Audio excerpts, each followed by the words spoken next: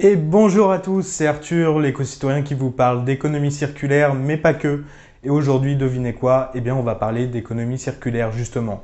Donc, on va un petit peu...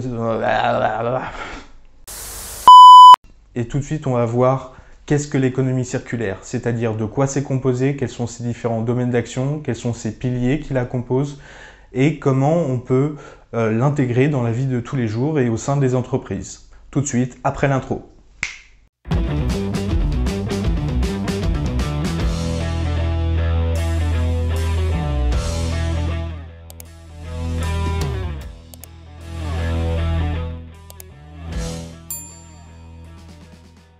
L'économie circulaire, qu'est-ce que c'est?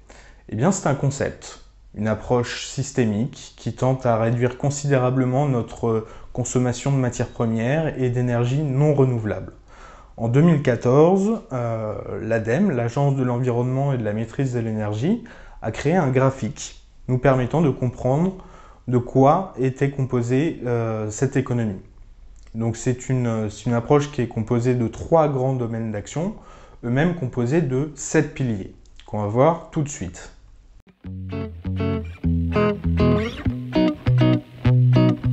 Le premier domaine d'action, c'est l'offre des acteurs économiques, qui est composée des 4 premiers piliers. L'approvisionnement durable, qui caractérise toute action permettant une exploitation efficace des ressources, limitant les rebuts et l'impact sur l'environnement.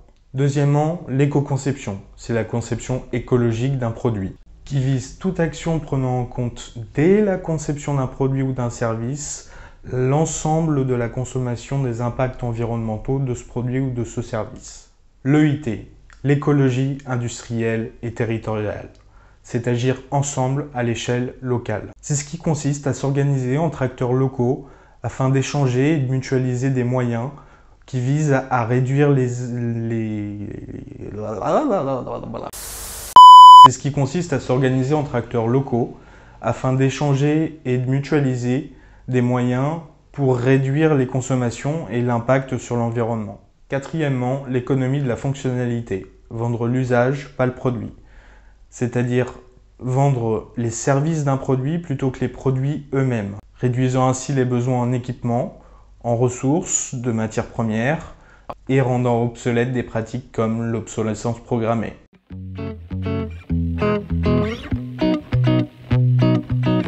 Le deuxième domaine d'action, eh bien, après l'offre, nous avons la demande. Et là, c'est la demande et le comportement des consommateurs, qui comporte le 5e et le 6e pilier, à savoir une consommation responsable. Penser à la planète quand on achète, c'est ce qui caractérise toute action tendant à faire des choix d'achat et de consommation limitant les impacts environnementaux. 6e pilier, l'allongement de la durée de vie de nos produits. C'est un levier pour la transition écologique. Faire durer nos équipements plus longtemps et donc réduire la consommation de renouvellement. Ça passe par la réparation, la réutilisation ou le réemploi.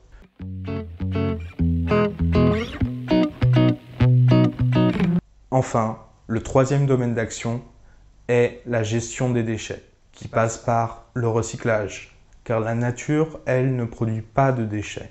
C'est rendre réutilisables des déchets dans la production de nouveaux produits. Le recyclage, c'est l'ultime solution quand les 6 pistes précédentes ont été exploitées pour réduire les déchets et leur pollution et pour préserver les ressources naturelles.